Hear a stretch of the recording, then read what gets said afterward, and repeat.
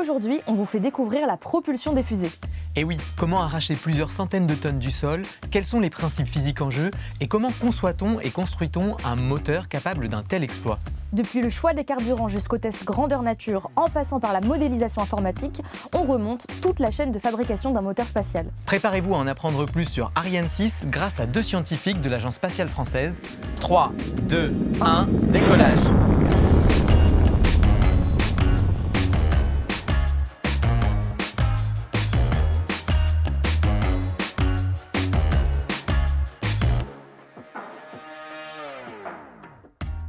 Bonjour à toutes et à tous, c'est un plaisir de vous retrouver pour une nouvelle exploration scientifique.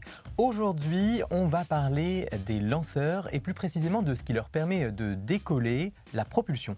Et pour nous aider à comprendre comment on fait décoller ces énormes machines, on a la chance de recevoir 2 invités du CNES, le Centre national d'études spatiales, Sébastien Lemartelot et Giuseppe Fiore. Bonjour. Bonjour. Bienvenue sur le plateau de Science en question. Vous êtes les 2 chefs des 2 services de propulsion lanceurs au CNES. Vous travaillez tous les 2 sur la conception et les tests des moteurs de fusée ou lanceurs.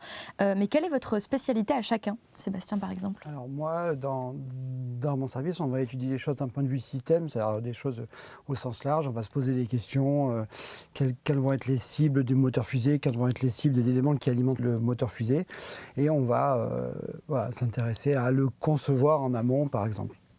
Et vous, Giuseppe?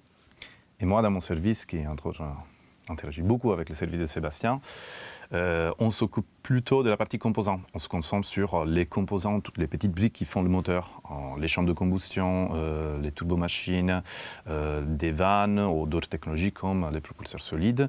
Et en fait, on se concentre plutôt sur la partie mécanique et design fluide qui le permet de fonctionner, qui ensuite communique avec l'équipe de Sébastien pour mettre tout ça en musique dans ce qu'on appelle l'aspect système. Donc vous êtes très complémentaires, vous travaillez souvent ensemble? Oui, tout le temps. Oui. Tout le temps.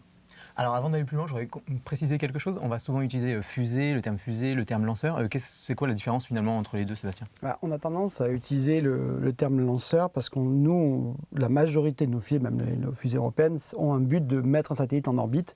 Et on peut aussi dire lancer un satellite. C'est pour ça que le terme lanceur est utilisé. Fusée, c'est très générique. Très bien.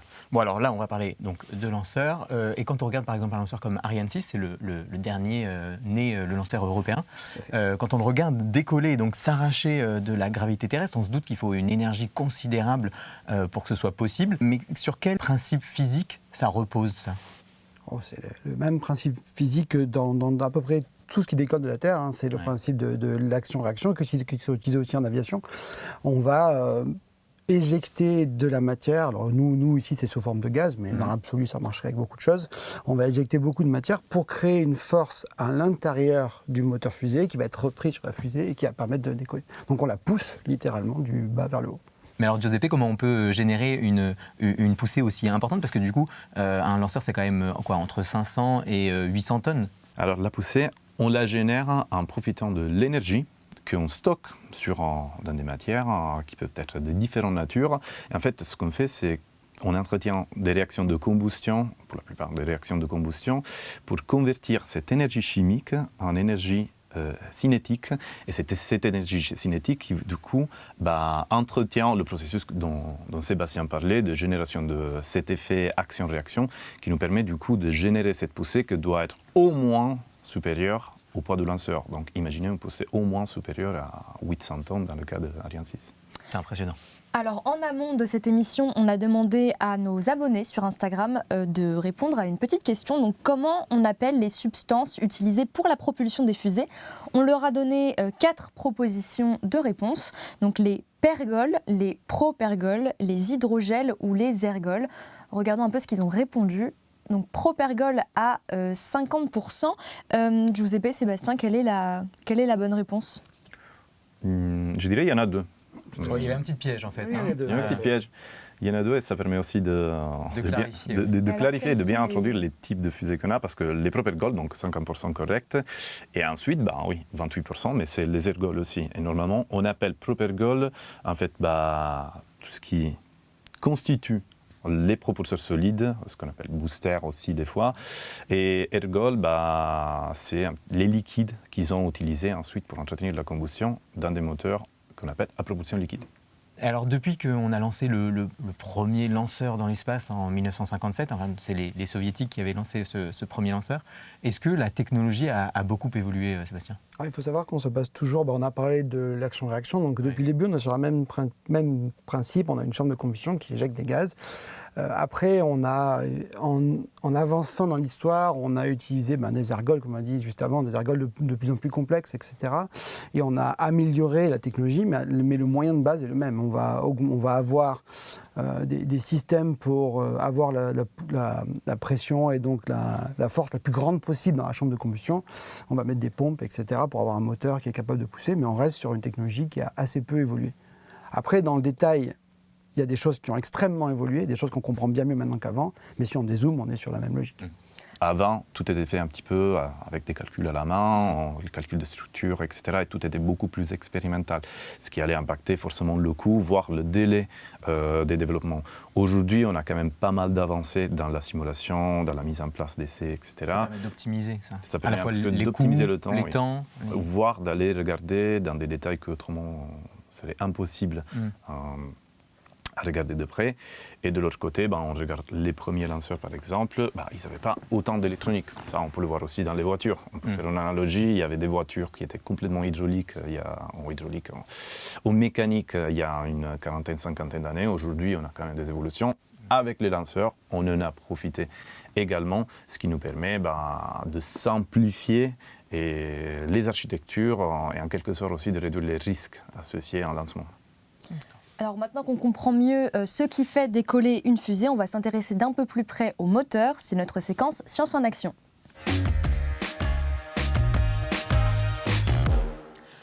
Donc pour aller plus loin dans notre découverte des systèmes de propulsion et pour rendre les choses un peu plus concrètes, on va prendre donc l'exemple du tout nouveau lanceur Ariane 6 qui a fait son vol inaugural le 9 juillet 2024. Alors quand on regarde ce lanceur, on voit déjà une partie au bas du lanceur, Giuseppe.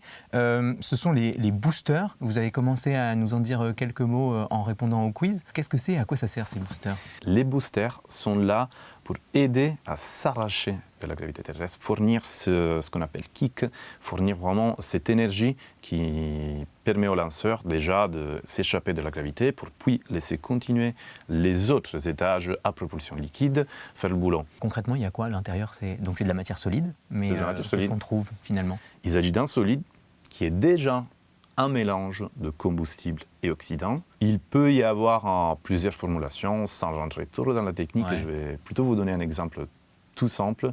Et vous allez pouvoir aller regarder 1 million de vidéos sur YouTube qu'on peut faire ça à partir de sucre, qui contient à partir de différents mélanges de sucre. C'est pour ça que des fois, on appelle aussi des propulseurs à poudre, parce que typiquement, toutes ces technologies naissent avec la pyrotechnie, donc un mélange de poudre pyrotechnique, mais qu'on peut retrouver aussi avec du sucre.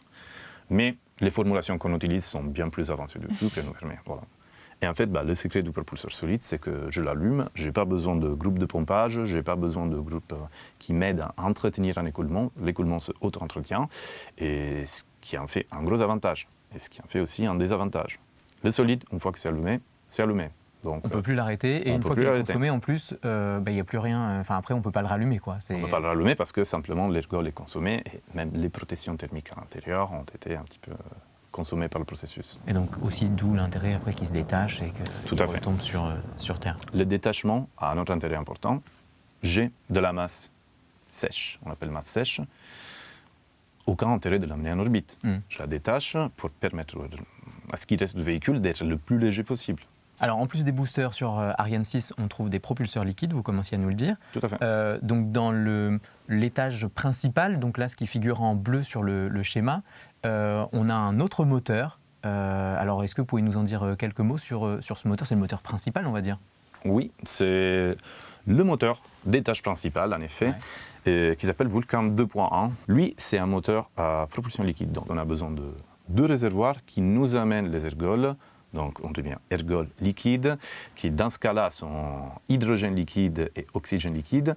En fait, ce qu'on fait, c'est qu'on prend ces ergols-là, et pour maximiser l'efficacité de poussée, on a besoin de les avoir à haute pression.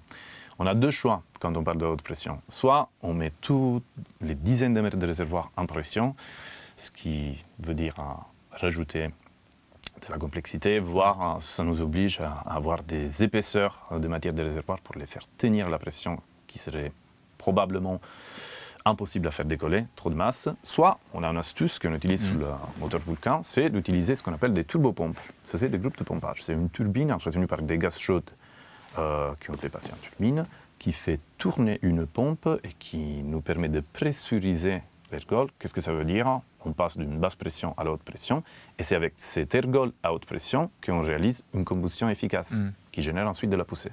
Et donc, à quoi il sert dans la phase de lancement? Alors, le moteur, il est allumé un tout petit peu avant les boosters solides. Pourquoi? Pour s'assurer que tout fonctionne bien. Ouais. Et ensuite, c'est les boosters solides qui nous permettent de décoller. Le moteur en Vulcain tout seul, il ne nous permettrait pas de décoller. Et il est allumé pendant une dizaine de minutes. En fait, il fait la toute première partie de la trajectoire qui arrive, autour d'une dizaine de minutes, déjà pas loin. Et dès qu'il a vidé tous les ergols, il y a ce qu'on appelle la séparation des étages entre le premier et deuxième étage pour permettre de continuer la mission. Et dans le même principe, comment à un moment donné, on largue les boosters solides parce qu'ils ont vidé. Dès que l'étage principal, au bout d'une dizaine de minutes, est vidé également, on le sépare et on continue la mission. Alors, au moment où il sépare, après, il reste un dernier étage, c'est l'étage supérieur. Sébastien, là, on trouve à nouveau un autre moteur. Est-ce que vous pouvez nous en dire quelques mots aussi? Oui, bien sûr. Sur son fonctionnement et son rôle? C'est le moteur Vinci, donc Ouais. on la suite. Et effectivement, c'est ce qu'on appelle un moteur d'étage supérieur ou de dernier étage. C'est des moteurs qui sont faits pour fonctionner dans le vide. C'est-à-dire que contrairement au moteur Vulcain qui peut s'allumer au sol, le moteur Vinci, si vous l'allumez sur Terre, il y a des pièces qui vont casser. Okay. Et il est fait pour être dans le vide, donc à des pressions pratiquement nulles, etc. Et donc son rôle, ça va être d'amener les satellites où on veut pour pouvoir les relâcher aux orbites souhaitées. Donc il est beaucoup plus petit, le moteur Vinci, c'est 10 fois moins de poussée que le moteur Vulcain, parce que son but, c'est surtout d'apporter de la possibilité de manœuvre dans l'espace. Et il a la possibilité de se rallumer aussi, Tout à fait. contrairement aux autres qui sont un peu du one-shot, quoi, en fait. Oui, c'est ça, parce qu'en fait, il n'y en a pas vraiment besoin. Avant, on va amener, grâce au booster et au moteur Vulcain dont tu as parlé du Giuseppe, on va s'extraire de la gravité terrestre si on va aller dans une première orbite. Et après, avec le moteur Vinci, un premier point dans l'espace. Avec le moteur Vinci, on va atteindre une orbite cible, et puis après, on va pouvoir raffiner cette orbite. Et en se rallumant, justement, on va pouvoir raffiner notre position et atteindre là où on veut aller. C'est ce qu'on appelle la précision d'injection. Et tous nos clients et tous les satellites demandent un certain point d'injection dans l'espace. Alors, je voudrais revenir sur les ergols liquides, donc qui concernent le moteur Vinci et le moteur Vulcain. Donc là, on a dit que les matières utilisées, c'était l'oxygène liquide et l'hydrogène liquide. Pourquoi on utilise des matières comme ça liquides? Pourquoi on ne prendrait pas des gaz plutôt, par exemple? En fait, le couple oxygène-hydrogène, c'est le plus efficace. Donc c'est pour ça qu'on a tendance à partir sur celui-là, mais c'est aussi le plus complexe à mettre en œuvre, parce que l'oxyde d'hydrogène est extrêmement froid. Il est à moins 250 degrés, donc ça pose des complexités de conception. Donc c'est pour ça qu'on voit dans le monde des gens qui font l'oxygène du méthane, qui font oxygène-méthane, oxygène et kérosène. C'est-à-dire qu'ils vont accepter une dégradation de performance, mais par contre, ils vont gagner beaucoup en simplicité de mise en œuvre et de conception. Tout à fait. Voilà. Et on ne pourrait pas les stocker sous forme gazeuse? Rien ne vous l'interdit, mais il faut vous imaginer que vous avez un rapport au minimum 1000, voire 10 000, des fois, entre le volume pris par un liquide et le volume pris par un gaz. Et donc, si on voulait stocker un gaz, on aurait des volumes gigantesques. Vous imaginez, si vous aviez l'Ariane 6, comme on a vu dans les images, avec les deux boosters solides et que vous deviez mettre du gaz, vous aurez un espèce de carré, de cube monstrueux posé dessus. Et donc, on ne décollerait pas. Je ne sais pas, parler tout à l'heure que la masse est un des facteurs importants. Là, ça serait bien trop lourd. Je voudrais qu'on maintenant on regarde un peu plus précisément comment ça fonctionne finalement un moteur très concrètement. On va s'appuyer sur un schéma. Donc là c'est le schéma simplifié d'un moteur à ergol liquide. Est-ce que vous pouvez nous décrire, Sébastien, les différents éléments qu'il compose et puis le principe de fonctionnement général? Donc là, ce que vous avez là, ce qui est intéressant de voir en premier, c'est toute la partie qu'on voit rouge. Ouais. C'est la partie de la chambre de combustion. Ce qu'il faut savoir, c'est qu'il y a dans le passé, il y a même certaines personnes qui appelaient la chambre de combustion le moteur, parce que finalement, c'est là où est générée la poussée. Le reste ne sert qu'à amener tout ce qu'il faut dans la chambre. C'est la tuyauterie, quoi, presque. Oui, en fait, c'est si vous faites la chambre, c'est là où on va dire, par exemple, si je veux avoir une poussée de X newtons, il va falloir tant de pression dans la chambre. C'est là Et c'est où on fait le bon C'est là. rapport entre ce Exactement. qu'on amène à brûler et ce qu'on brûle réellement. C'est là où vous C'est- on générez doit- la poussée. Tout le reste du moteur travaille pour que la chambre ait ce qu'il faut pour générer la poussée. Ok, au bon moment C'est ça. et en bonne quantité. C'est exactement ça. Et donc vous avez, là on voit sur le dessin, vous avez en haut des lignes qui sont bleues et jaunes, qui montrent d'où arrive. Alors, dans ce schéma, je pense que le bleu, ça va être l'oxydant, on parlait d'oxygène par exemple tout à l'heure, et le jaune, ça peut être n'importe quel carburant. Donc c'est la connexion au réservoir, et après on va avoir un enchaînement de pièces que je vais te laisser commenter, Giuseppe, qui permettent d'arriver à la chambre de combustion. Et après, juste la combustion, ça se fait, c'est quoi? C'est comme sur un moteur de voiture, il y a une petite étincelle et Et ça s'enflamme. Et... Alors l'étincelle peut être très grosse, chez Ouais, nous, la mais- petite étincelle, on l'appelle l'allumeur. Donc il y a un composant qui est dédié, qui est là pour, une fois qu'on a détecté que les ergols sont bien arrivés de la chambre et que les conditions permettent, on allume et on entretient la combustion. Et pour reprendre un petit peu ce que Sébastien était en train de décrire, on voit bien qu'il y a un entrée, donc en fait on a nos beaux réservoirs qui nous amènent, dans ce cas-là, dans notre cas d'exemple, l'hydrogène liquide et l'oxygène liquide. Ils les amènent où? En fait, comme on a dit avant, on a besoin de la pression, de beaucoup de pression. Pour sortir quelques chiffres, les réservoirs sont... Alors, ici, il y a 1 bar. Ok. On stocke dans les réservoirs 4 bars, plus pour des raisons d'opération, pour des raisons de maintenir la bonne thermique qu'il faut pour le vol. Et nous, on a besoin de 200. Donc, qu'est-ce qu'on fait pour 200? On utilise des pompes, en effet, qui sont décrites. Ce sont bien les éléments, on les appelle les éléments tournantes, en fait, qui sont les 2 éléments sous la gauche de l'image. Et en fait, ces pompes, ils tournent. Les petits éléments blancs. Tout à fait, les petits sur les éléments circuits blancs. jaunes et bleus. Tout à fait, sur les circuits jaunes et bleus.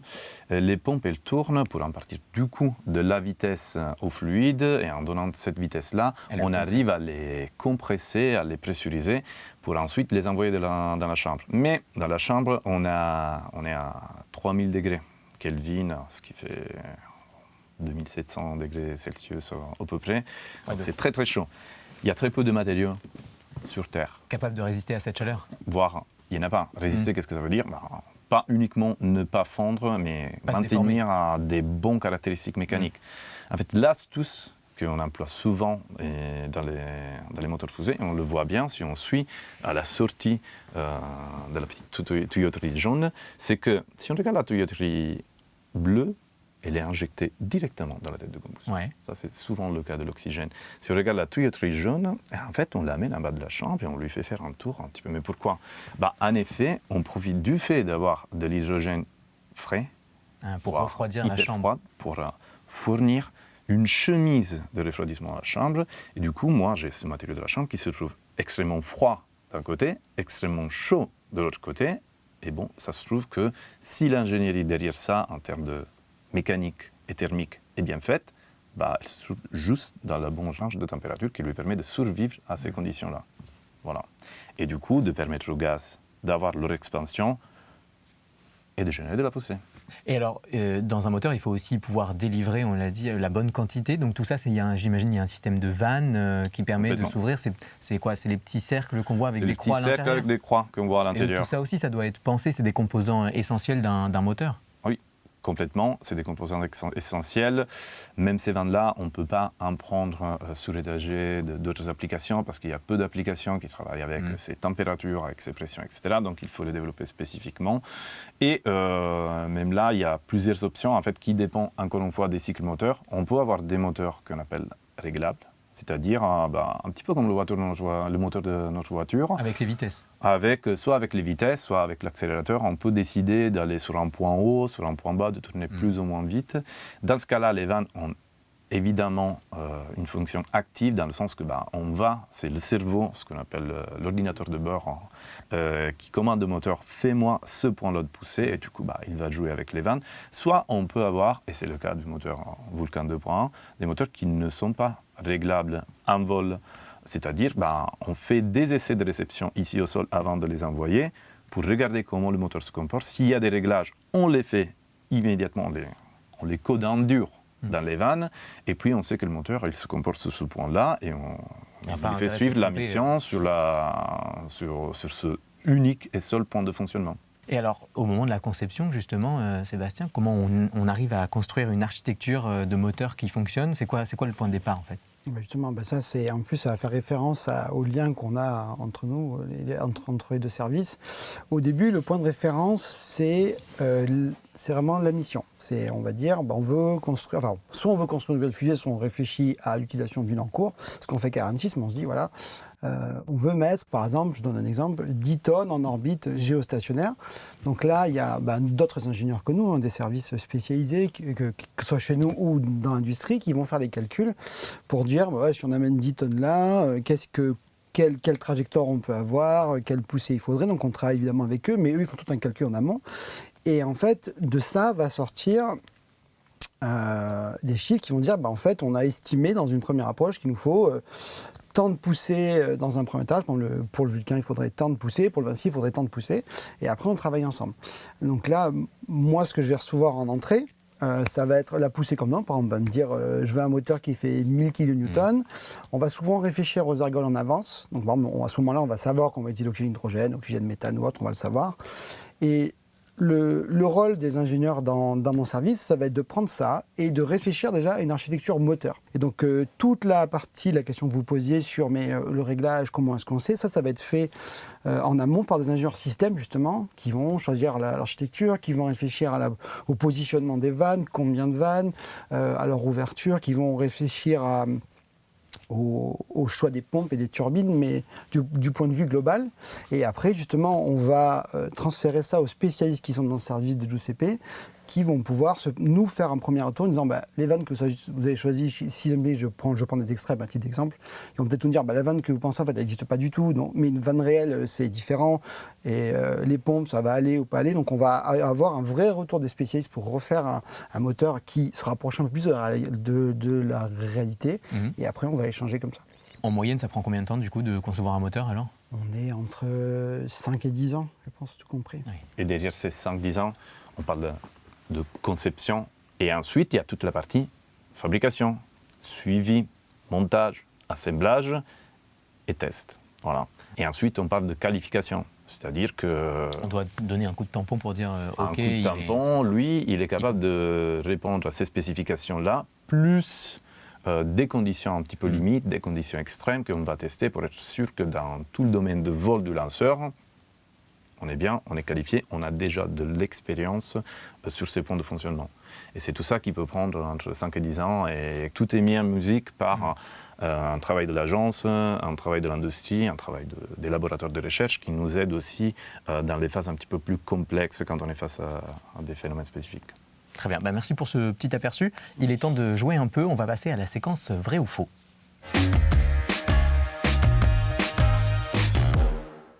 Alors, le principe est simple, on va donc afficher 3 affirmations et vous allez nous dire si c'est vrai ou si c'est faux. À la maison, on va laisser 5 petites secondes aux gens pour jouer, mais il va falloir être très rapide et très réactif.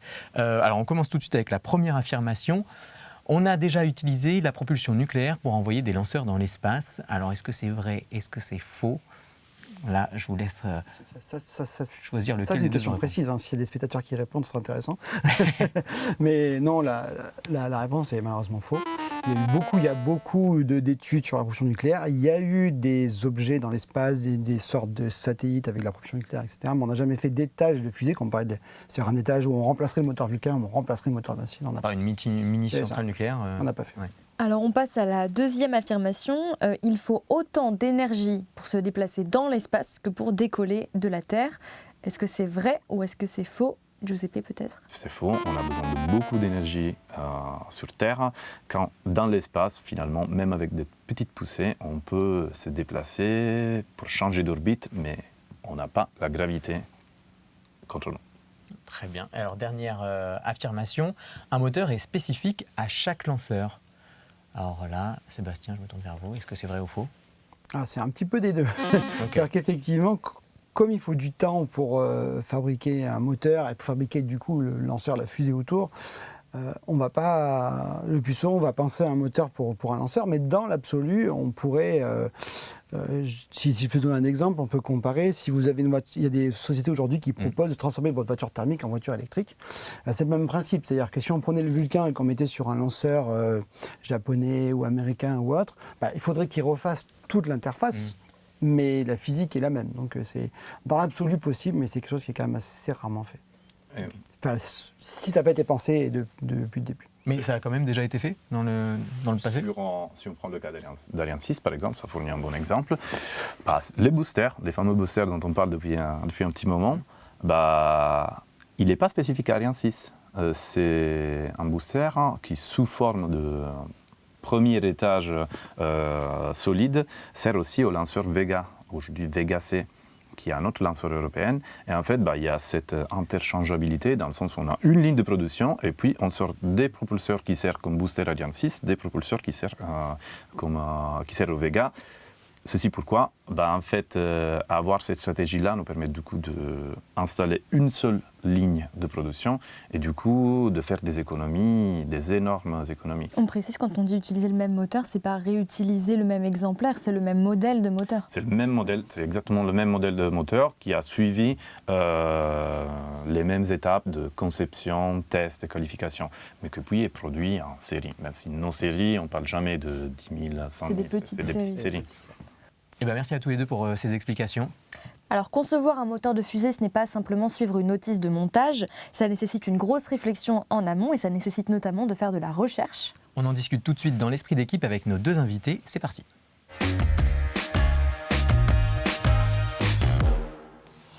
Alors dans cette seconde partie d'émission, on va s'intéresser plus en détail à la conception des composants d'un moteur de fusée, de la recherche jusqu'au test. On va aussi parler innovation ensemble.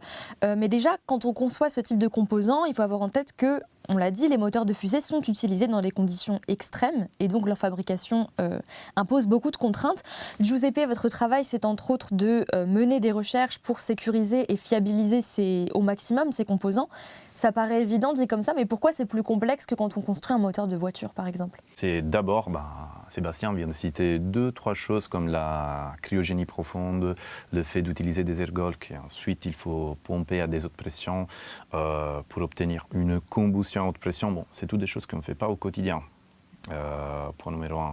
Et souvent, on s'approche tellement de la vraie limite des matériaux que finalement, on a besoin d'avoir une compréhension détaillée de tous les phénomènes complexes. Et du point de vue fluide, parce que c'est la partie fluide qui finalement va créer les charges vers ma structure, et du comportement de la réponse de ma structure pour bien savoir à quel moment elle va casser. Voilà. Et par exemple, sur Ariane 6, est-ce qu'il y a des phénomènes physiques particuliers que vous avez dû étudier ? Par exemple, pour concevoir le moteur Vinci ou améliorer Vulcain ? Oui, il y a tout un tas, dans les moteurs, les phénomènes physiques, ce qu'on appelle phénomènes complexes, ils sont souvent les bienvenus. On a toujours des rapports de poids sur puissance qui sont extrêmement faibles. Donc finalement, on se retrouve avec plusieurs physiques dans une même machine. Il faut imaginer, je donne toujours l'exemple d'une turbopompe, par exemple, une turbopompe Vulcain. Il fait grosso modo cette taille-là. Et en fait, on a des gaz à température extrêmement élevée d'un côté pour guider et entraîner la turbine. Une dizaine, vingtaine de centimètres au-delà, il y a notre hydrogène liquide à moins 250. Et du coup, là, il y a beaucoup de choses qui se passent qu'il faut maîtriser. Et pour donner des exemples de phénomènes complexes qu'on peut rencontrer dans le quotidien, c'est des instabilités. Ce qu'on appelle instabilité, c'est qu'à un moment donné, on ne maîtrise plus ce qui se passe, et souvent, c'est des oscillations qui ne sont plus contrôlées. Ces oscillations-là peuvent être de nature très différente et peuvent se traduire dans des vibrations qui arrivent jusqu'à casser nos structures. Elles peuvent être de nature très différente. Ça peut être des instabilités de combustion, ça peut être des instabilités fluides, ça peut être des instabilités de type excitation fluide-structure, où finalement, on va avoir le fluide et la structure qui vont auto-entretenir des oscillations qui peuvent nous amener jusqu'à un fort endommagement des matériaux. Et dans une mission, c'est ce qu'il faut éviter, parce qu'une fois qu'on a endommagé le moteur, c'est simplement fin de la mission, avec tous les enjeux qu'il y a derrière, du point de vue soit sécurité, imaginez un lanceur qui doit amener des astronautes, ou voire un lanceur civil, pas d'astronautes, mais qui peut retomber sur des zones habitées, voire des enjeux économiques, parce qu'il ne faut pas oublier qu'à chaque fois qu'on lance un satellite, c'est surtout vrai pour les satellites scientifiques, il y a des équipes qui y travaillent probablement depuis une dizaine d'années, il y a des centaines de millions d'euros qu'ils ont engagés, donc on a bien envie de bien connaître justement ces phénomènes complexes en s'appuyant sur les experts mondiaux dans la recherche de ce type de phénomène, avant de se dire nos outils de conception sont validés. Pour revenir rapidement sur la turbopompe, on ne se rend pas forcément compte, mais il y a une vitesse de rotation qui est donc extrêmement importante. On atteint des puissances qui sont extrêmement élevées, on parle de 15 mégawatts. Oui. Pour des composants qui doivent être extrêmement légers, qui doivent être assez petits aussi. Donc il y a un énorme défi de recherche derrière la conception de ces composants-là. Complètement. Pour donner quelques ordres de grandeur, alors, vous parlez de vitesse. On a aujourd'hui en production des turbopompes qui arrivent à tourner à 1500 révolutions par seconde. Le temps qu'on a dit turbopompe, il y a déjà 1500 tours qui faits par l'arbre. Et la question de puissance et légèreté est strictement liée à toute la partie recherche sur les phénomènes complexes. Pourquoi ? Donnons un exemple. Si on prend par exemple la turbopompe hydrogène du moteur Vulcain, en effet, il y a une quinzaine de mégawatts qu'ils ont générés. On le compare à quoi ? Prenons un TGV classique. Alors, dans un TGV classique, on a une puissance motrice qui est entre 8 et 9 mégawatts. Donc c'est juste un petit peu plus de la moitié de quelque chose qui ne fait pas plus de cette taille-là. Donc, et pour revenir, il n'y a pas que la puissance, il y a aussi le poids. Alors, revenons sur l'exemple du TGV qui fait 8-9 mégawatts en motorisation avec plus de 10 tonnes de moteur environ. Les 15 mégawatts, donc presque le double, ils font 300 kg aujourd'hui sur une turbopompe hydrogène.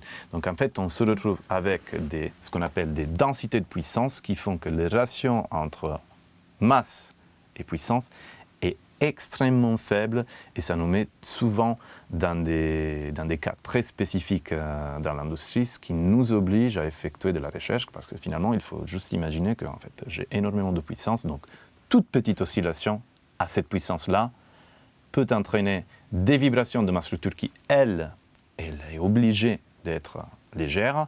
Et du coup, ces vibrations, si entretenues, elles sont simplement destructives. Il faut, d'un côté, essayer de dessiner les pièces pour avoir une bonne durée de vie. De l'autre côté, essayer d'éviter tout ce type de vibrations qui peuvent amener à des ruptures catastrophiques.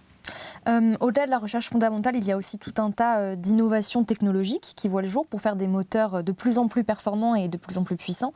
Une des grosses innovations de ces dernières années, c'est la fabrication additive. Est-ce que vous pouvez nous expliquer en quoi ça consiste ? En fait, on conçoit notre pièce en 3D et on profite de cette fabrication par lit de poudre qui fait quoi ? J'ai ce qu'on appelle un racleur qui nous permet d'étaler une fine, quand je dis fine, c'est vraiment une trentaine, cinquantaine de microns, une fine couche de poudre. Et il y a un laser du coup qui sélectionne des parties de poudre qui doivent être solidifiées. Donc à travers un processus qu'on appelle lasage, il va les solidifier. Donc j'ai un pattern en 2D qui par contre évolue. Et couche par couche, j'arrive à la fin avec ma pièce qu'on dit imprimée en 3D. Et en fait, ça amène quoi ?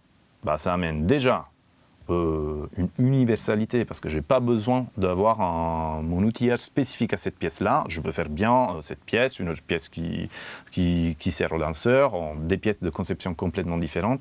Ça amène de la liberté au concepteur parce que je peux me permettre effectivement d'arriver à des formes beaucoup plus complexes qui ne sont pas contraintes par comment j'enlève l'outillage, comment je vais à usiner. Imaginez des canalisations internes. On ne peut pas les usiner. On est obligé, en fabrication conventionnelle, d'inventer des procédés pour arriver à fermer des canaux, etc. En fabrication additive, j'inclus simplement en 3D les canaux, il faut juste que j'enlève de la poudre à la fin. Donc ça nous amène au-delà de simplicité au niveau industriel, parce que j'ai des machines que je peux employer sur différentes pièces, différents composants, différentes utilisations. Ça amène aussi une certaine liberté de dessin qui permet d'intégrer des fonctions. Aujourd'hui, on arrive à faire tout en un et à ouvrir des nouvelles voies de conception pour tout intégrer. Donc, typiquement, là, on avait une 200 de pièces. Aujourd'hui, on arrive à les faire avec une 20, pour donner des exemples concrets. On a commencé à parler un peu de la question du test des des composants et des moteurs. Mais voilà, contrairement à une voiture qu'on peut tester longtemps avant de la mettre en circulation, une fusée, on ne va pas la lancer 25 fois juste pour s'entraîner. Donc comment ça se passe? Il y a donc une grosse partie de simulation sur des modèles. J'imagine que c'est une partie importante du travail. Oui, complètement. Comme vous le dites bien, il y a un côté, c'est le premier vol qui fait le juge de paix, pour plusieurs raisons. De un, on ne peut pas tester 25 000 fois comme on fait sur des applications civiles. De deux, il y a des choses que, Sébastien, on ne peut pas du tout tester, parce que sur la microgravité, en fait, ce qui se passe dans le vide, ce qui se passe, les conditions thermiques et de microgravité, on ne peut pas les simuler du tout ici par terre, même si on peut faire des petites simulations, mais qui ne seront pas à échelle 1. Et du coup, en fait, ce qu'on fait, c'est qu'on essaie de mettre à point des outils de simulation. Pourquoi faire? Pour nous permettre déjà d'être beaucoup plus efficaces dans les tests. Donc, quand on fait vraiment une campagne d'essai, on sait que ici, c'est moins utile d'y aller, ici, c'est moins utile d'y aller. On a une prédiction qui nous permet déjà d'être meilleur dans la rédaction de ce qu'on appelle le plan d'essai. Mais de deux, on a besoin, et ça c'est impératif, on a besoin, comme on le disait avant, de valider les outils. Et valider les outils, soit on a déjà le moteur bien inventé, et on instrumente bien, chose qui arrive rarement, de tester un premier phénomène déjà sur le moteur, soit en fait on se concentre sur des briques élémentaires, donc des petits phénomènes complexes qui peuvent être de l'interaction fluide-structure pour des machines tournantes, qui peut être de l'instabilité de combustion. En fait, ce qu'on fait, c'est qu'on met en place des bancs d'essai, ce qu'on appelle bancs d'essai expérimentales, en coopération avec les industriels et les laboratoires. Et sur ces bancs d'essai, en fait, on fait des tests élémentaires et puis on reproduit ces tests élémentaires avec nos logiciels, nos outils métiers, pour essayer de valider les outils métiers. Une fois que l'outil métier est bien validé sur le test élémentaire, alors on va projeter la version validée sous le moteur pour essayer de dire cet outil-là, il a bien capté cette physique-là, donc là, je peux l'utiliser pour capter ce qui se passe sur le moteur et du coup pour être prédictive. Et c'est avec ces outils-là, du coup, qu'on va générer le cahier des charges. Je prends un exemple. On va faire des petits tests de combustion dans des bancs d'essai échelle réduite. On va utiliser des outils, soit de ce qu'on appelle CFD, c'est pour Computational Fluid Dynamics, ou d'ordre réduit, pour reproduire ce qu'on observe dans le banc d'essai. Et puis ensuite, on utilise ces outils-là pour faire les boucles de dimensionnement qui nous disent, OK, les caractéristiques de combustion et du coup toutes les charges thermiques que je dois donner aux collègues de la mécanique, ils ont géré avec des outils validés. Voilà. Donc les modèles vous servent à bien concevoir ensuite les bancs d'essai, les expérimentations, et puis les tests vous servent à affiner les modèles, et il y a une sorte d'aller-retour en fait entre les deux, c'est ça? Tout à fait. Si maintenant on se projette un peu dans le futur d'Ariane 6 et après plus généralement peut-être de la propulsion, qu'est-ce qu'on peut attendre? Qu'est-ce qu'on peut attendre des successeurs d'Ariane 6 ou de ses prochaines versions en termes d'innovation, que ce soit moteur, les différents carburants Là on voit que nous, en Europe, on a aussi cette volonté d'aller vers des véhicules réutilisables, donc des étages qui peuvent atterrir, des premiers étages. Donc là, nous, on a lancé un projet il y a plusieurs années, mais qui est maintenant complètement géré par Ariane Group, parce que ce sont ceux qui conçoivent les moteurs de façon détaillée, qui les essayent, qui est le moteur Prometheus. Et donc ça, c'est le prochain moteur qui est à l'oxygène et au méthane liquide, qui lui a été pensé dès le départ pour être facile à faire, qu'on puisse le réutiliser plusieurs fois, et en plus de ça, qu'on réfléchisse à l'aspect coût et développement. Alors qu'une Ariane 6 ou une Ariane 5 avant elle, c'est l'horlogerie. C'était la performance pure et dure, peu importe comment. C'est pas la même optique. Et si on se projette vraiment plus loin dans le futur, est-ce qu'on pourrait... on a évoqué d'autres modes de propulsion, comme la propulsion nucléaire rapidement. Il y a aussi des discussions autour de la propulsion avec de l'antimatière. On en est où? Est-ce que c'est des pistes qui sont sérieusement envisagées aujourd'hui? Alors, on travaille beaucoup là-dessus, mais il y a deux points un peu bloquants. Joseph Peter a mentionné le fait qu'il faut qu'on parte de la Terre à chaque fois que ça consomme une énergie considérable. Donc pour ceux, par exemple, pour donner un exemple précédent, pour ceux qui s'intéressent aux missions martiennes qu'a présentées SpaceX, on voit qu'ils sont obligés d'abord de mettre leur mini-navette, le Starship, en orbite terrestre, de re-remplir les réservoirs de ce véhicule avec plusieurs vols, et après partir de l'orbite terrestre. Donc on voit bien que déjà, on ne peut pas faire une mission qui part de Mars, qui part du sol, et qui part du sol et qui continue toute seule. On est obligé d'avoir un moment de remettre de l'énergie. Donc ça, c'est un premier point sur lequel pour le moment, on essaie de travailler aussi, parce que toutes les propulsions nucléaires, antimatière, etc., ça sera surtout utile quand on sera dans l'espace. Donc déjà, il y a des travaux sur qu'est-ce qu'on fait. Et aujourd'hui, effectivement, des nouvelles technologies pour décoller très fort de la Terre, il n'y en a pas tant que ça. Et donc c'est pour ça que l'idée qui est qu'on voit dans l'avenir, c'est la construction en orbite ou la construction sur la Lune, comme je disais tout à l'heure, qui simplifierait grandement la vie. Et après, oui, la technologie, le nucléaire dans le spatial, ça fait des décennies qu'on regarde ça avec nos partenaires du CEA, parce que nous, on apporte la logique propulsion fusée, mais la connaissance de tout ce qui est atomique, elle est plutôt chez eux, ce sont eux les experts. Mais ce sont des technologies qui, si on veut vraiment les mettre en œuvre, ça serait un projet assez immense à faire. Les Américains travaillent dessus, les Chinois aussi travaillent dessus. Il faut avoir une volonté de le faire, mais en tout cas, nous, le jour où il y a une volonté de travailler dessus, on sera prêt à travailler dessus. Donc on est plus proche de Prometheus et des moteurs réutilisables que de la propulsion nucléaire. Oui, tout à fait. Alors le CNES n'est évidemment pas le seul acteur à développer des lanceurs pour explorer l'espace. Depuis quelques années, il y a beaucoup d'acteurs privés qui se lancent un peu dans la course avec leurs propres technologies et leurs propres ambitions. Alors, est-ce qu'il faut confier l'accès de l'espace à des entreprises privées ? On a posé la question aux gens dans la rue. Écoutez leur réponse. Confier davantage au secteur privé, ça dépend pour faire quoi, mais spontanément, j'ai l'impression que c'est pas forcément dans leur intérêt de faire partager l'espace au commun, quoi. Enfin, pour moi, c'est un espace commun, donc il y a ce truc de privatisation de l'espace aussi, et puis qui engendre pas mal de pollution aussi, de satellites, et voilà. Ouais, c'est la première chose qui me vient à l'esprit comme ça. J'aurais tendance à dire qu'il faudrait mieux que ce soit les États qui s'en occupent, mais j'avoue, j'y connais pas grand-chose. Mais instinctivement, j'aurais dit ça. Mais de toute façon, tout ce qui est en général, je trouve, pour le bien ou la connaissance de tout le monde, ça serait plus logique que ça soit pas en effet des entreprises privées qui ont un but lucratif derrière, etc. Écoutez, c'est un sujet que je trouve plutôt complexe, dans la mesure où on ne sait pas vraiment ce qu'il y a à chercher derrière. Mais voilà, quand c'est entre les mains d'entreprises privées, il y a toujours un rapport pécuniaire à la chose, donc prendre des précautions là-dessus. Ça, c'est une question extrêmement large et n'étant pas spécialiste, je n'ai pas spécialement un avis concret sur ce business parce que je crois que l'argent est au cœur de tout et que l'humain est au cœur de rien.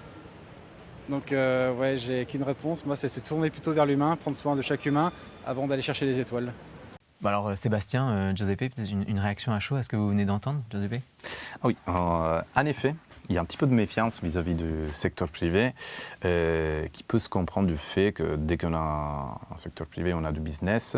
De l'autre côté, mon point de vue, c'est que la privatisation avec des nouveaux acteurs, ça peut dynamiser l'écosystème en faisant rentrer des nouvelles idées, des nouvelles applications qu'on n'avait pas forcément avant. Et pour moi, c'est quelque chose de forcément positif. Ça fait bouger les lignes, oui. Oui, tout à fait. Qu'est-ce qui a changé dans votre travail ? Est-ce que l'irruption de ces nouveaux acteurs a modifié votre façon de travailler ? Alors, oui et non, enfin, il y a un peu de tout, parce que ce qu'il faut savoir, c'est qu'il y a deux grandes étapes dans le... Enfin, il y en a sûrement plus, mais si je simplifie, il y a des historiens du spatial me tapant sûrement sur les doigts, mais je simplifie. Dans le spatial en Europe, vous avez toute une première partie qui est vraiment dirigée vers par les agences, nous y compris, enfin nos prédécesseurs d'il y a 20 ans ou plus, où c'était les agences qui dirigeaient et les industries qui en fait fabriquaient la fusée, mais toujours sur ordre d'eux. Et là, avec Ariane 6, justement, il y a eu un changement, ce qu'on appelle un changement de gouvernance, qui est de dire, les États ont confié la fabrication d'Ariane 6 à l'industrie, en l'occurrence avec un industriel, que l'on appelle Prime, gros industriel principal qui est Ariane Group. Et le CNES se met un peu de côté et apporte une expertise, apporte la possibilité de faire des recherches ou de faire des simulations différentes, etc. Donc là, on est un peu dans cette nouvelle partie-là où le CNES a dû évoluer, mais moi, je trouve ça très bien. De toute façon, il faut bien évoluer. Si on n'évolue pas, on ne fait plus rien, on reste statique. Et donc, c'est-à-dire que nous, maintenant, on va demander à nos équipes de faire beaucoup plus de calculs eux-mêmes, de travailler sur des outils, en fait, en gros, d'apporter une expertise supplémentaire de l'industrie et pas de passer du temps juste à suivre le développement comme nos prédécesseurs ont pu le faire. Et donc maintenant, effectivement, il y a cette brique de spatial privé que les gens appellent le New Space qui s'est fortement développée. Nous, là, on a un rôle un peu central parce que le gouvernement nous a dit de continuer notre mission qui est d'aider quiconque veut faire du spatial. Donc, c'est ce qu'on continue et moi, je trouve ça assez génial d'aller voir beaucoup de monde. Et donc, aussi bien les équipes de WCP que les miennes vont être sollicitées pour tous nos nouveaux acteurs pour qu'on aille les aider sur certains points dans leur conception, dans la vision des choses. Donc, on fait notre rôle d'agence du gouvernement d'aider quiconque veut travailler ou se développer dans le domaine du spatial. Alors on va s'intéresser maintenant à vos parcours respectifs pour savoir comment vous en êtes arrivé au métier que vous faites aujourd'hui. C'est notre séquence en coulisses.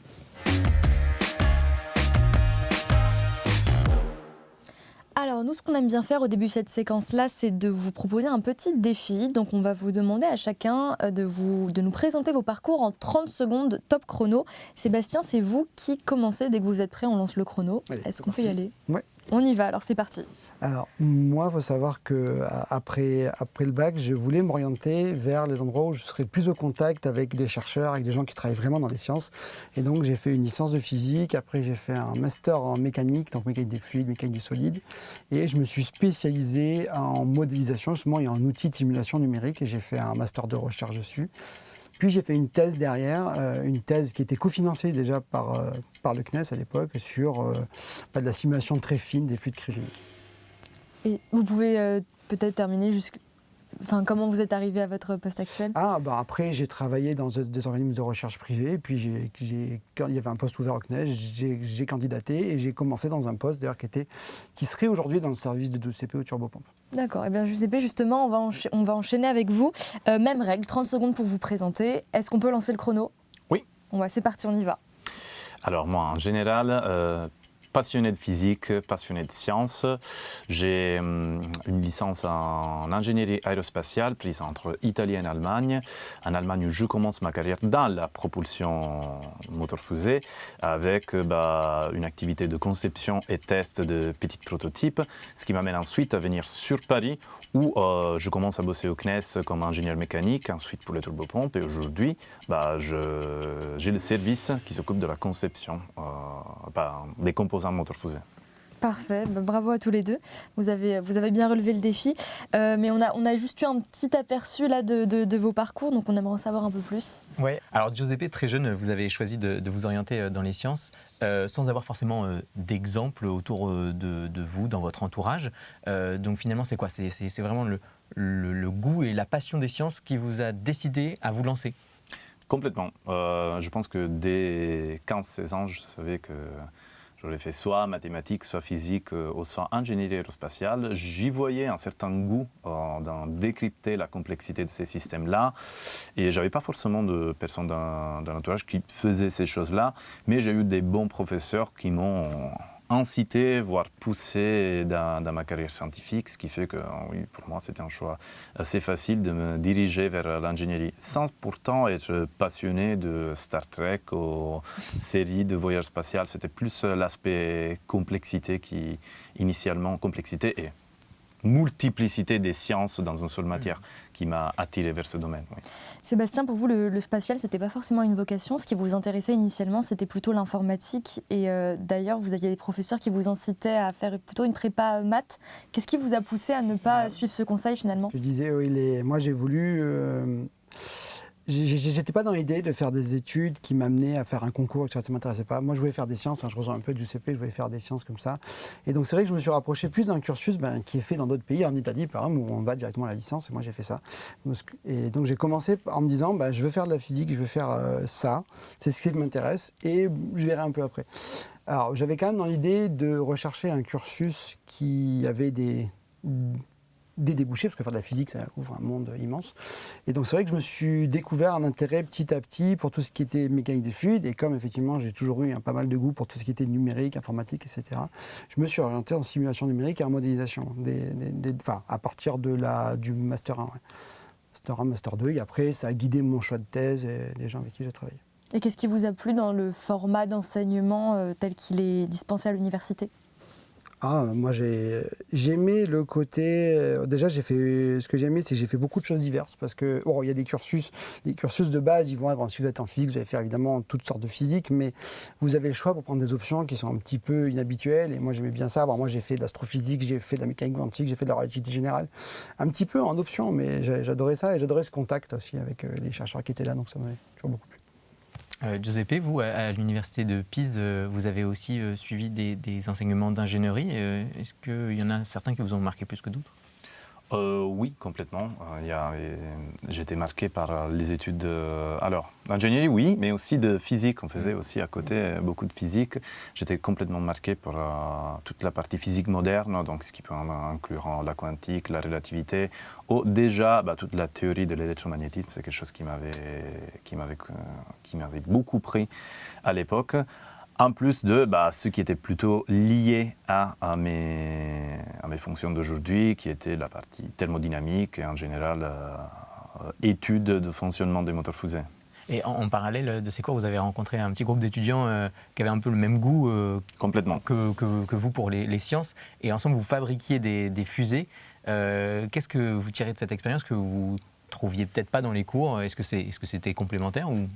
Oui, complètement. Alors déjà, je pense qu'un conseil aussi pour les futures générations, moi j'ai très bien vécu le fait de vivre mes études, toutes mes expériences au niveau de l'université avec un groupe bien soudé d'étudiants qui avaient les mêmes passions, les mêmes objectifs. Et je pense que ça a été un des boosts pour arriver finalement là où je voulais être. Et de deux, avec ce groupe-là, on cultivait aussi des passions. Et typiquement, avec un petit groupe de 2-3 personnes, on faisait des fusées dans le garage. On réalisait vraiment des fusées à partir de pièces comme ça, sur fonds propres, et on avait l'occasion de temps en temps de participer à des manifestations pour tirer nos fusées qu'on avait conçues. On s'appuyait de temps en temps avec des professeurs qui nous laissaient entrer dans les workshops de l'université pour usiner telle pièce, etc. etc. C'est quelque chose de complémentaire, c'était quelque chose qui, rien que... Quand on était encore étudiant sur les bouquins, nous permettait déjà d'avoir un petit sens pratique dans quelles sont les complexités. Il n'y a pas que de la théorie, il y a de la pratique, il y a de l'usinage, il y a de l'électronique à concevoir, etc. Il y a du test. C'est la première fois qu'on voyait, OK, très bien, sur le papier, c'est parfait. On testait, il n'y avait rien qui fonctionnait. Du coup, on commençait à itérer, OK, ça, il faut le faire un petit peu mieux. Et ça, il faut y passer un petit peu plus de temps. Déjà la démarche, quoi. Voilà, donc c'est quelque chose d'extrêmement enrichissant. Et je pense que pour un jeune, c'est quelque chose de très facile à vendre aussi dans une projection pour une carrière professionnelle. Savoir au-delà d'avoir tous les critères théoriques, d'avoir cette notion pratique. Alors aujourd'hui, vous êtes tous les deux chefs de service, donc vous êtes tous les deux amenés à manager d'autres personnes. Comment vous voyez votre rôle ? Peut-être que vous avez des approches différentes. Sébastien, par exemple ? Ah oui, il faut savoir que nous, on a au CNES, en tout cas dans la sous-direction où on travaille, on a des petites équipes, c'est-à-dire que dans certains domaines, que ce soit des sciences ou pas, on va avoir des managers qui vont avoir des équipes de 20 personnes ou plus, et donc là, ils sont obligés de faire beaucoup de management. Nous, on est peu, et donc la direction du CNES va nous demander à la fois d'être un manager, il faut s'occuper de nos ingénieurs, et ça c'est la base, mais en même temps d'avoir une expertise scientifique importante, parce qu'il faut qu'on puisse les remplacer de temps en temps, il faut qu'on puisse faire une synthèse de ce qu'ils font vers la direction, vers d'autres entités, et donc on va devoir, en fonction, osciller entre le management et l'expert technique, et il faut trouver un peu... un juste milieu qui nous correspond à ce qu'on veut faire. C'est que moi j'aime beaucoup le côté management, donc j'ai tendance à en faire plus, mais de temps en temps, les différents directeurs peuvent nous demander de faire une intervention purement scientifique. Qu'est-ce qui vous plaît dans ce côté management, justement ? Moi, ce qui m'a plu quand j'ai postulé sur ce poste-là, quand le président chef est parti, c'était quelque chose de nouveau aussi. Moi, j'aime bien apprendre de nouvelles choses, et ça m'a intéressé de me plonger vraiment dans un côté d'entreprise que je ne connaissais pas, parce que en tant que chef de service, on va déjà être un peu plus au cœur de la machine de l'entreprise, de gérer les gens, de gérer leur carrière, de pouvoir les aider à faire ce qu'ils veulent, d'être présent pour eux. Donc c'est quelque chose de nouveau et que j'apprécie beaucoup. Et Giuseppe, comment vous voyez votre rôle ? Est-ce que vous rejoignez un peu les propos de Sébastien ? Je rejoins les propos de Sébastien, aussi la nouveauté, avoir un nouveau rôle et surtout avoir un rôle que je pense est crucial parce que finalement, on fait la synthèse dans les deux sens. On fait la synthèse du fonctionnement global vers l'équipe et on fait la synthèse de l'équipe vers la partie système global. Donc, il faut bien savoir jouer ces deux rôles-là, des fois en même temps. Et donc, c'est quelque chose d'extrêmement enrichissant. Une autre chose que je trouve enrichissante, enrichissant, c'est être à contact tous les jours avec des spécialistes dans des matières complètement différentes. En fait, c'est quelque chose qui continue à m'inspirer tous les jours, être toujours à contact avec le spécialiste de cette thématique, le spécialiste de cette thématique-là, que ce soit dans mon équipe ou que ce soit avec les interlocuteurs. En fait, chacun de mon équipe, il intervient avec des industriels, avec des labos, ce qui crée un réseau où ce qui est excitant, c'est tu remets toujours en cause ce que tu crois de maîtriser, ce que tu crois de savoir, donc tu apprends tous les jours, ça c'est stimulant et tu rencontres dans ton parcours, aussi dans les équipes, des personnes qui sont quand même une forte source d'inspiration, ce qui te donne bien envie de te lever le matin et aller au boulot. Alors, Giuseppe, en parallèle de votre activité, et un peu porté, et surtout, je pense, beaucoup par votre passion pour les sciences, vous avez participé au processus de recrutement des astronautes européens. Vous êtes arrivé assez loin, même, dans les étapes de sélection. Qu'est-ce que vous retenez de tout ça ? J'en retiens un souvenir magnifique. Je conseille à tous les jeunes qui nous regardent là de se motiver pour refaire le parcours d'ici une dizaine d'années, parce que je pense que c'est une fois tous les 10-15 ans. Moi, je retiens un souvenir magnifique. Ça a été pour moi, ça a duré plus d'un an, entre un an et un an et demi, mon parcours à moi. Et ça a été enrichissant. De un, tu te remets en question, tu es amené à faire des tests psychologiques, des tests voire psychiatriques, voire exercices en équipe et d'aptitudes, des tests d'aptitude au vol, plein d'exercices qui finalement te font un petit peu te remettre en question. Je me suis fait créer une petite pause sur laquelle déjà je me suis remis au bouquin. J'ai demandé à mon entourage qu'est-ce qu'ils pensaient de moi, pour aussi remettre en question la partie sociale. Il y a beaucoup d'interactions et finalement, en tant qu'astronaute, tu es aussi choisi parce que tu sais bien te comporter au milieu de tes pairs. C'est un paramètre fondamental pour aller finalement dans la station internationale et y rester 6 mois avec les mêmes 4 ou 5 personnes. Et puis, du point de vue humain, c'était aussi quelque chose d'extrêmement enrichissant parce que finalement, tu fais tout ce parcours-là avec des personnes incroyables qui bossent qui travaillent dans des domaines dispersés dans plusieurs laboratoires à l'autre bout du monde, qui ont des compétences énormes et qui sont tes copains de parcours avec. J'ai beaucoup appris. Aujourd'hui, je continue à entretenir des belles relations avec les personnes que j'ai rencontrées pendant ce parcours-là. Donc oui, je le conseille à tout le monde. Une expérience très positive. Oui. Dernière question pour finir cette séquence. Dans l'imaginaire collectif, on se représente souvent le spatial comme un milieu assez masculin. Et c'est cohérent avec la composition de ce plateau aujourd'hui. Mais dans les faits, il n'y a pas que des hommes dans votre domaine d'expertise. C'est important de le rappeler. Oui, tout à fait. Nous, d'ailleurs, on a quasiment 40% de femmes au CNES. Dans nos services, on a les seules personnes qui ont le grade d'experte, donc ce sont des femmes dans la propulsion. Nos 2 experts propulsion sont des femmes. Et on aurait aimé qu'elles soient là, mais il se trouve qu'elles avaient d'autres priorités par rapport à nos développements. Et donc, en tant que chef de service, on s'occupe de gérer les priorités du service, donc on est venu à la place. Mais oui, tout à fait. Et moi, j'encourage toutes les femmes qui veulent aller faire du spatial. Il n'y a aucune barrière, il n'y a aucun problème. Au contraire, nous, de toute façon, Giuseppe vient de dire qu'on est enrichi de rencontrer beaucoup de monde. Et il faut qu'on s'enrichisse aussi. Très bien, merci à tous les deux. Alors, comme d'habitude dans cette émission, pour terminer, on demande à nos invités de nous partager une recommandation culturelle. Et on va découvrir ça tout de suite dans la reco des invités.